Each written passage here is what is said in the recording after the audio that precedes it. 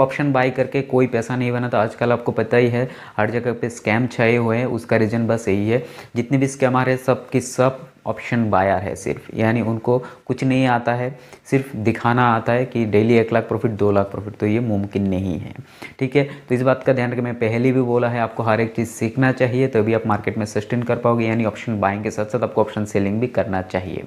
Without option selling आप market में sustain नहीं कर पाओगे, पहले भी बोला है आज भी बोल रहा हूँ। हेलो एवरीवन, आज की इस वीडियो में हम लोग स्टॉक मार्केट को एक्सप्लोर करने वाले हैं, क्योंकि कहा जाता है चाहे आप कितना भी बड़ा बिल्डिंग खड़ा करना है तो आपको बेसिक जो फाउंडेशन है वो बहुत ज़रूरी हो जाता है।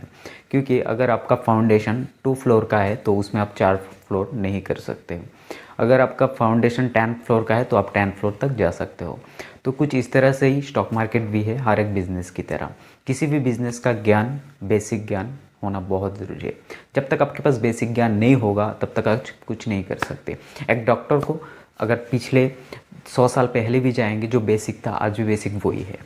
बाकी सारे चीज़ एडवांस लेवल पे आ चुका है, बट बेसिक के बिना आप एडवांस पे नहीं जा सकते। चाहे कितना भी अच्छे से बाइक बना लेते हैं, मोटर तो ज़रूर चाहिए, ठीक है, क्योंकि मोटर के बिना बाइक अधूरा है, वो किसी काम का नहीं है। तो स्टॉक मार्केट का बेसिक भी जानना बहुत ज़रूरी है। आजकल हर कोई ऑप्शन ट्रेडिंग करता है, बट ट्रेडिंग का फंडामेंटल बेसिक चीज़ का ध्यान नहीं देता है। तो इस वीडियो में हम लोग आपको सिखाएंगे बेसिक, क्योंकि बेसिक जिसका क्लियर होगा वो ही आगे चल के एक अच्छा रास्ता अपना पाएगा ट्रेडिंग के जर्नी में। तो इस वीडियो में हमारे साथ रहिए एंड सीखने की कोशिश करिए किस तरह से बेसिक से लेकर एडवांस तक आपको जाना है, एंड स्टॉक मार्केट में एज ए करियर आप किस तरह से उसको लेके जा सकते हैं। तो बेसिक यानी आपको पहले जानना होगा ये स्टॉक मार्केट होता क्या है। अब स्टॉक मार्केट यानी स्टॉक का मार्केट, जिस तरह से हर एक मार्केट में कुछ ना कुछ सामान बिकते हैं, खरीदते हैं लोग, उसी तरह इस मार्केट में स्टॉक्स की खरीदा या बेचा जाता है। जिस तरह से आलू प्याज बेचे जाते हैं मार्केट में, इसी तरह यहाँ पे कंपनियों का शेयर्स बाय एंड सेल होता है। तो आपको भी अगर शेयर्स बाय एंड सेल करना है तो इस मार्केट में आपको आना चाहिए, ठीक है। इस मार्केट में जैसे आप आएंगे तो आपको खुलना होगा एक ट्रेडिंग अकाउंट, ठीक है, जो कि ब्रोकर के पास होता है।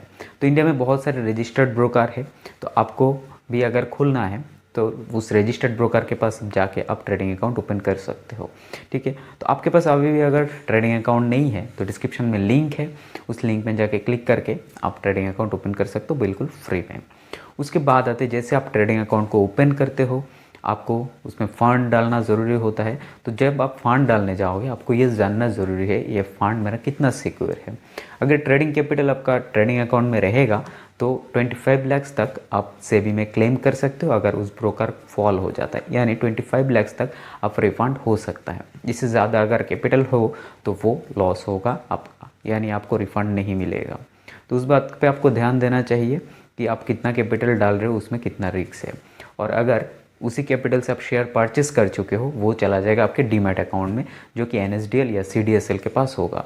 तो NSDL या CDSL के पास जो शेयर्स होंगे, अगर आपके ब्रोकर फेल भी हो जाएगा, कुछ देवलिया हो जाएगा, तब भी आप उसको रिकवर कर सकते हो दूसरे ब्रोकर के ज़रिए से। दूसरे ब्रोकर के पास आपको अकाउंट खोलना होगा, उसके बाद उसी ब्रोकर के ज़रिए आप उस शेयर को बेच सकते हो। उसके बाद आता है जैसे आप बेचते हो आपका जो प्रॉफिट्स होगा या लॉस होगा, जो भी है आपका फंड होगा आपका वॉलेट में आ जाएगा, वहाँ से विड्रॉल दोगे तो आपका बैंक अकाउंट में चला जाएगा। तो ये जो सारा प्रोसेस है उसमें कंट्रोलिंग सेबी रहता है, तो जिसमें आपको घबराने का कोई बात नहीं। सेबी यानी security exchange board of India, जो कि इस पूरे मामले में ध्यान रखता है। फिर भी बहुत सारे स्कैम हो जाते हैं, उस स्कैम से बचने के लिए आपको हर टाइम चौकन्ना रहना है। कोई भी ऐसे शेयर्स परचेस ना करें किसी की रिकमेंडेशन पे, तो आप फंस सकते हो, ठीक है। टीबी हो, कोई भी रजिस्टर्ड ब्रोकर हो, कोई भी रजिस्टर्ड पर्सन हो या अनरजिस्टर्ड पर्सन, तो किसी की रिकमेंडेशन से आपको कुछ भी खरीदा या बेचा जाना आपके लिए क्षतिकारक साबित हो सकते हैं। तो इसलिए मेरा सजेशन यही है किसी की रिकमेंडेशन पे कोई भी स्टॉक बाय ना करे, चाहे ऑप्शंस हो, फ्यूचर्स हो या स्टॉक्स हो, किसी भी डायरेक्शन में ना जाए। जब भी बाय करें अपना दिमाग लगाए, खुद से रिसर्च करें। देखिए कोई किसी को आमिर नहीं बना सकता जब तक वो खुद मेहनत ना करे। बहुत बड़े बड़े लोग कहे गए हैं अगर 100 के काम हो जाता तो लोग इतना मेहनत नहीं करते। जब भी आप स्टॉक को खरीदिए बेचने जाएंगे तब आपको जानना होगा, आप अगर लॉन्ग टर्म में लिए इन्वेस्टमेंट कर रहे हैं तो आपको फंडामेंटल एनालिसिस करना होगा। तो फंडामेंटल एनालिसिस करने के लिए आपको पीई रेशियो देखना होगा कंपनी का, सेक्टर पीई रेशियो देखना होगा, कंपनी लार्ज कैप है, स्मॉल कैप है, मिड कैप है, वो जानना ज़रूरी है। अब लार्ज कैप कौन सा कंपनी है? जिस कंपनी का मार्केट कैप 20,000 से ऊपर है, यानी 20,000 करोड़ के ऊपर है, उसको लार्ज कैप कहते हैं। और 5,000 से लेकर 20,000 में जो कंपनी आते हैं मार्केट कैप, उसको कहते हैं मिड कैप। एंड 5,000 करोड़ का नीचे वाला जितने भी कंपनी है उसको कहते हैं स्मॉल कैप। तो स्मॉल कैप में हमेशा रिस्क रहता है, तो रिवॉर्ड भी बड़े बड़े होते हैं, क्योंकि 500 करोड़ का मार्केट कैप का जो कंपनी होते हैं उसका शेयर्स वैल्यू बहुत जल्दी बढ़ जाते हैं, क्योंकि 500 से 1000 करोड़ जाने में ज़्यादा टाइम नहीं लगता है, ठीक है।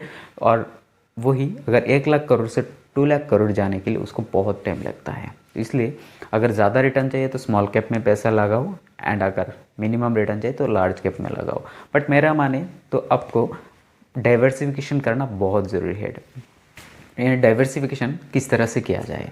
अब जब भी बात डाइवर्सिफिकेशन में आते हैं तो अगर हमारी कैपिटल को कुछ इस तरह से हम डिवाइड करेंगे, 10 पार्ट्स में हम अगर कैपिटल को डिवाइड कर देंगे, ठीक है, यानी 10% हर एक शेयर्स में पैसा लगेगा, यानी एक शेयर्स में हम 10% पैसा ही लगा सकते हैं। और हर एक शेयर्स का जो स्टॉप लॉस होगा उसमें भी 10% रखें, यानी 10,000 का एक शेयर्स में जब 10,000 इन्वेस्ट करेंगे उससे 1000 का नीचे जाएगा, उस शेयर्स को आप बेच दीजिए, ठीक है। अब बेचने का रीज़न ये है, कोई भी चीज़ अगर नीचे जाता है, बहुत नीचे भी जा सकते हैं, ठीक है, वो अगर उसी रेंज में आ जाता है तो आप वापस खरीद सकते हैं। और किस शेयर पे आप एवरेज कर सकते हैं? जो अगर लार्ज कैप शेयर्स है, ठीक है, उसमें हम एवरेज कर सकते हैं। उसमें भी एक टाइम तक कोई भी शेयर नीचे जाते हैं तो उसको होल्ड करने के बजाय उसको बेच दीजिए, वापस और नीचे जाएगा तो आप दोबारा खरीद सकते हो, या ऊपर आएगा तो वापस आप खरीद सकते हो।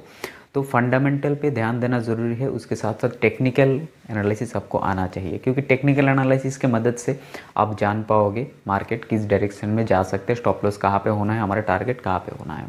रिस्क रिवार्ड रेशियो बहुत इंपॉर्टेंट हो जाता है, क्योंकि विदाउट रिस्क रिवार्ड रेशियो आप काम नहीं कर सकते। मिनिमम रिस्क अगर 1 रुपीज़ ले रहे हो तो मिनिमम टारगेट आपका 2 रुपीज़ होना चाहिए। विदाउट 1:2 रिस्क रिवार्ड आप मार्केट में सस्टेन नहीं कर पाओगे। अगर मार्केट में सस्टेन करना होगा तो आपका जो रिवॉर्ड होगा 1:2 रखना ही रखना है।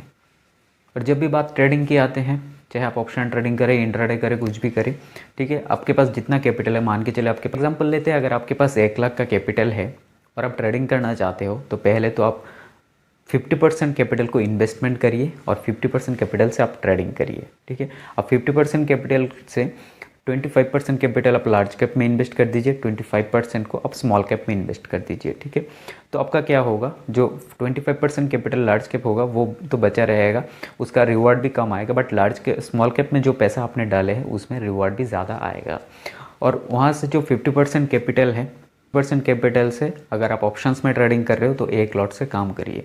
और अगर आप इंट्राडे कर रहे हो तो एक ट्रेड में आप 2% से ज़्यादा रिस्क ना ले, यानी 50,000 का कैपिटल है, आपको सोचना इस 50,000 कैपिटल को मैं एक बार में अकाउंट में नहीं डालूंगा, ठीक है। उस कैपिटल से 20,000 कैपिटल को आपको रिजर्व फंड में रखना है अपने यानी बैंक अकाउंट में, बाकी 30,000 कैपिटल को ही आपको ट्रेडिंग अकाउंट में डालना है, क्योंकि ट्रेड लेने के लिए आपको उतना पैसा नहीं चाहिए, ठीक है। अगर आप ऑप्शन सेलिंग भी करोगे 30,000 में आ जाएगा, ठीक है, एक एक लॉट करके आप कर सकते हो हेजिंग करके। और अगर आप इंट्राडे कर रहे हो किसी स्टॉक्स में तब भी आप कर सकते हो। और ध्यान रखें, एक ट्रेड में 1000 से ज़्यादा लॉस आपको बिल्कुल भी लेना नहीं है। जो मेल आपने दिए हैं अपने ब्रोकर के पास, उस मेल को हमेशा चेक करिए क्या हुआ है आपके अकाउंट के साथ, क्या नहीं हुआ है। डेली आपने जो ट्रेड किए हैं उस ट्रेड को आपने क्या किए हैं वो आपको मेल में डालते हैं। उस मेल को अगर आप नहीं पढ़ते हो तो बहुत गलती करते हो, आपको पता नहीं है आपके पीठ पीछे क्या हो रहा है क्या नहीं हो रहा है। यानी आप बिजनेस तो कर रहे हो बट उसका रिपोर्ट आप नहीं ले रहे हो। आपके हाथ में एक ट्रेडिंग जर्नल होना चाहिए, आपका कैपिटल का हर एक ट्रेड का हर वो टाइम का डाटा आपके पास लिखा होना चाहिए। क्योंकि आप किसी भी दुकान में जाओ, किसी भी शॉपिंग मॉल में जाओ, वो लोग आप देखे होंगे वो सामान का डाटा वो लोग मेंटेन करते हैं, कितना सामान बेचा हुआ है, कितने प्राइस में बेचा हुआ है, हर चीज़ अगर वो लोग लिखते हैं तो आपको भी लिखना चाहिए। रीज़न पता होना चाहिए कैसे क्या हुआ। फिर अगर से 1 महीने के बाद आपको वो चीज़ देखना चाहिए, डेली देखना चाहिए। तो डेली नाइट आपको उस चीज़ का रिसर्च करना चाहिए, आपने क्या गलती किया, क्या मिस्टेक किया, वो चीज़ अगर आप देखोगे तो आगे चल के आपको अच्छा रहेगा। फिर हफ्ते का डाटा देखो, फिर महीने का डाटा देखो, फिर साल का डाटा देखो। इस तरह से आपका ट्रेडिंग करियर आगे बढ़ेगा, नहीं तो आप बर्बाद हो जाओगे। और डेली आपको सीखना चाहिए, नए नए बुक्स को स्टडी करना चाहिए ट्रेडिंग रिगार्डिंग। ठीक है, डेली जितना आप सीखोगे उतना ही आपके लिए अच्छा रहेगा। ऐसा नहीं है कि यूट्यूब में आपने एक वीडियो देख लिया बहुत कुछ सीख लिया, ऐसा नहीं है। आप जितना एक्सट्रीम लेवल पे जाओगे उतना ही बेहतर है।